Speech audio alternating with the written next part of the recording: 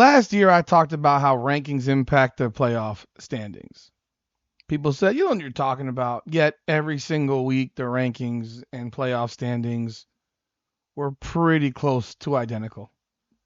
Because people that don't believe that the playoff rankings are not based on the voter rankings as their baseline, well, you're just deluding yourself, unfortunately.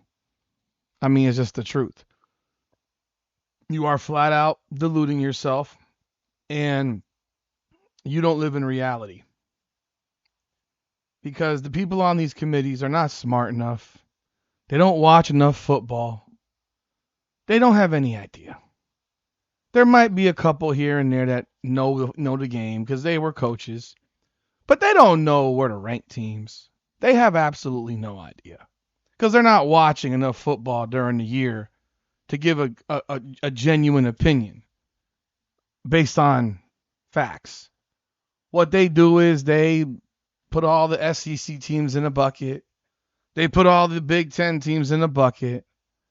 And then they shake that bucket up and they pull certain teams that, without a doubt, have no business being ranked in the top 25, top 20, top 15, top 10. And they do this every single year.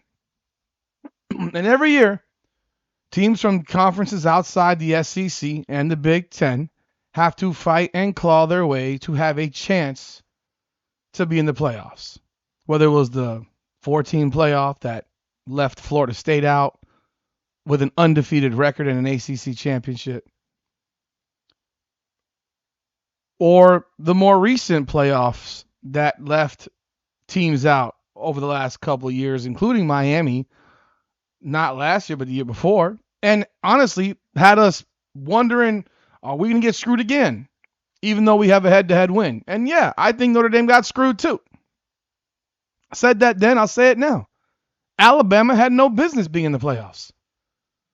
But that SEC bias exists.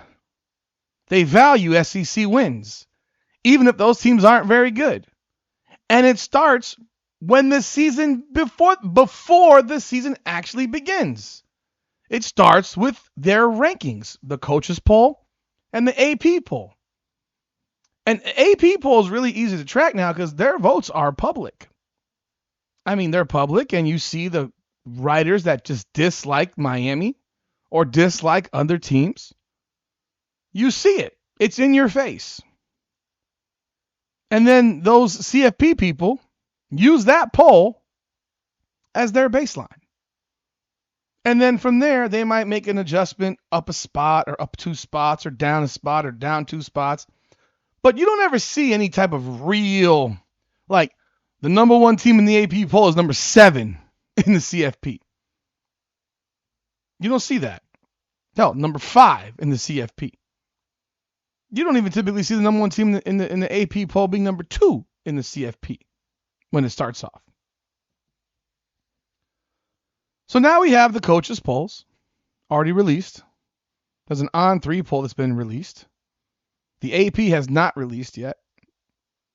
But it's all the same. It's all the same nonsense. And we'll talk about it right here. Welcome